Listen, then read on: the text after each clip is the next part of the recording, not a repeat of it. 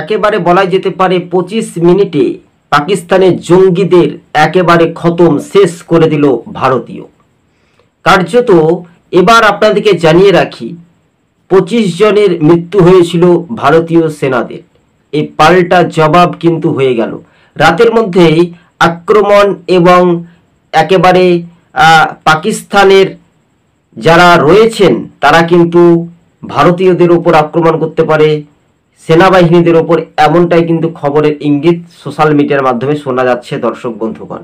তবে এই জঙ্গির হানার খতম একেবারে মুড়ি মুড়কির মতো শেষ হয়ে গেল।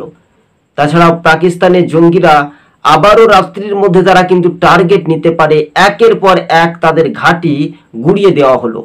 তবে এবার প্রধানমন্ত্রী নরেন্দ্র মোদী, অমিত শাহ, রাষ্ট্রপতি তারা কিন্তু রীতিমতো বৈঠকে একেবারে পরিচর্যা হিসেবে কিন্তু লাগাতার প্রচেষ্টায় কিন্তু যারা ছুটিতে বাড়ি যাচ্ছে তাদেরকে ছুটি দেওয়া হবে না কেন্দ্রীয় বাহিনী থেকে, অর্থাৎ তারা পুনরায় একেবারে শক্ত মজবুত করে একেবারে জঙ্গিদেরকে আরও খতম করার, শেষ করে দেওয়ার আবারও কিন্তু ভারতীয় জওয়ানরা প্রস্তুত রয়েছে।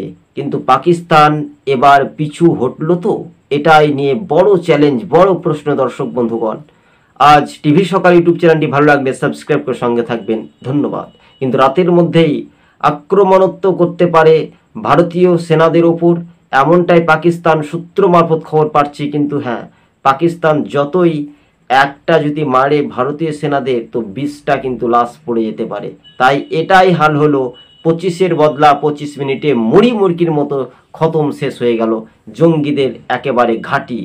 সেই জঙ্গিরা একেবারে জঙ্গিদের শেষকৃত্য হয়েছে পাকিস্তানে, এবং সেটাও আপনারা সোশ্যাল মিডিয়ার মাধ্যমে দেখেছিলেন। আজকে সেটাই পর্যন্ত।